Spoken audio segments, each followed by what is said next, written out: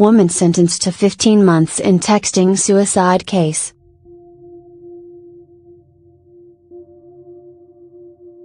Michelle Carter, whose own words helped seal her involuntary manslaughter conviction in the suicide of her teenage boyfriend, was sentenced to 15 months in a Massachusetts jail Thursday, but will remain free pending appeals.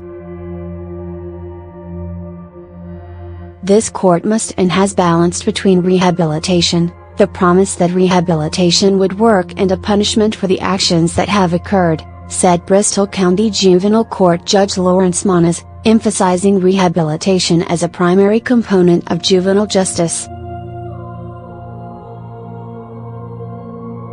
Hundreds of Carter's text messages presented as evidence over 6 days of testimony in June convinced Moniz of her guilt in a criminal case that hinged largely on intimate cell phone exchanges between Carter and 18-year-old Conrad Roy III. Moniz sentenced Carter to a 2.5-year term, with 15 months in jail and the balance suspended plus a period of supervised probation.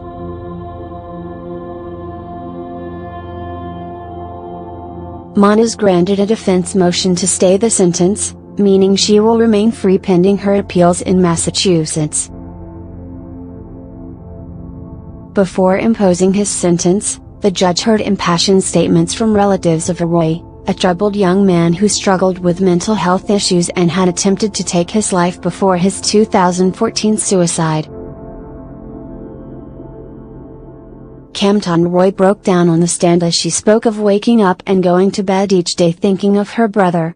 She lamented not being able to attend his wedding or to be an aunt to his children. Conrad Roy Jr. told the court that Carter exploited my son's weaknesses and used him as a pawn for her own interests. Lynn Roy, in a statement read by a prosecutor, said she prays that her son's death will save lives someday, voicing her support for a state law making it a crime to coerce or encourage suicide. "There is not one day that I do not mourn the loss of my beloved son," she said. Carter appeared to be close to tears as she listened, holding a tissue near her mouth. Bristol Assistant District Attorney Mary Claire Flynn recommended a sentence of 7 to 12 years in jail, saying Carter undertook a deliberate, well-thought-out campaign for her own personal gain and quest for attention. Defense attorney calls for probation.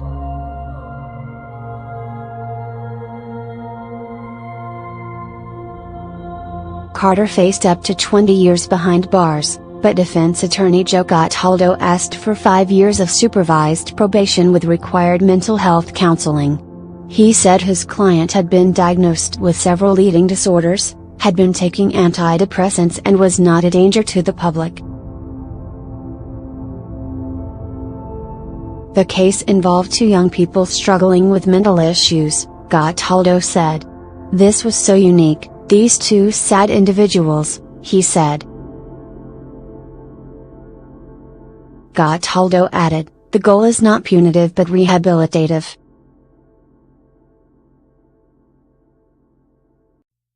Daniel Mead, a professor of law and criminal justice Northeastern University, said the judge agreed in the end. By sentencing her to prison time, the judge signaled that this behavior is abhorrent and will not be tolerated, Mead said. But by displaying mercy in terms of the relatively short duration of the sentence, I think he was trying to remain true to the goals of our juvenile system, which is not to lock them up and throw away the key but to impose punishment with an eye toward helping the defendant undergo self-improvement and ideally lead a productive life. Case could spur passage of new law.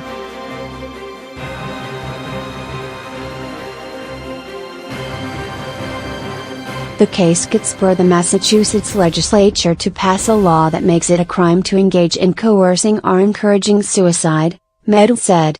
Such a law already exists in about 40 other states. Roy, 18, poisoned himself by inhaling carbon monoxide in his pickup truck. In a 15-minute explanation of his guilty finding last June, Moniz focused on the defendant's extensive text messages. She admits in texts that she did nothing. She did not call the police or Mr. Roy's family after hearing his last breaths during a phone call, Moniz said as Carter cried silently. And, finally, she did not issue a simple additional instruction: get out of the truck. The state argued that the evidence was damning. Carter sent Roy numerous text messages urging him to commit suicide, listened over the phone as he suffocated, and failed to alert authorities or his family that died. This court has found that Carter's actions and failure to act toward was her self-created duty to Roy since she put him in that toxic environment constituted reckless conduct, the judge said. The court finds that the conduct caused the death of Mr. Roy. The texts that led to teen suicide, read them here.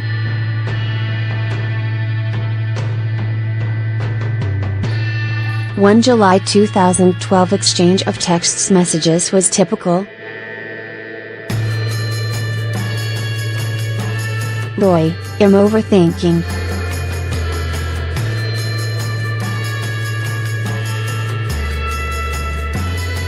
Carter, I thought you wanted to do this. The time is right and you're ready, you just need to do it. You can't keep living this way. You just need to do it like you did last time and not think about it and just do it, babe. You can't keep doing this every day. Roy's relatives, who sat near Carter in the front row of the courtroom, wept as the judge ticked through the steps Roy took to end his life, as well as Carter's complicity. Sitting opposite them, Carter's family members also sobbed. Prosecutor Katie Rayburn said after there were no winners in the case, which concluded with two families torn apart, emotionally drained and affected for years. Roy aspired to be a tugboat captain and would be alive if not for Carter's actions, Rayburn told reporters. He had been trying to better himself, and we all wish he had the opportunity to grow up, she said. Text drove suicide, prosecutors argued.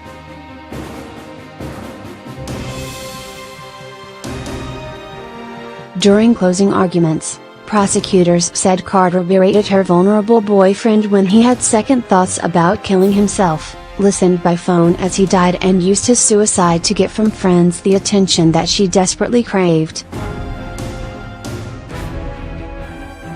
Carter went from offering words of kindness and love to aggressively encouraging Roy via text message to carry out long-time threats to commit suicide, Rayburn told the court. It got to the point that he was apologizing to her. Apologizing to her for not being dead yet, she said in her closing. Roy's body was found July 13, 2014. A day after his suicide in his parked truck in a Kmart parking lot in Fairhaven, nearly 40 miles from his home.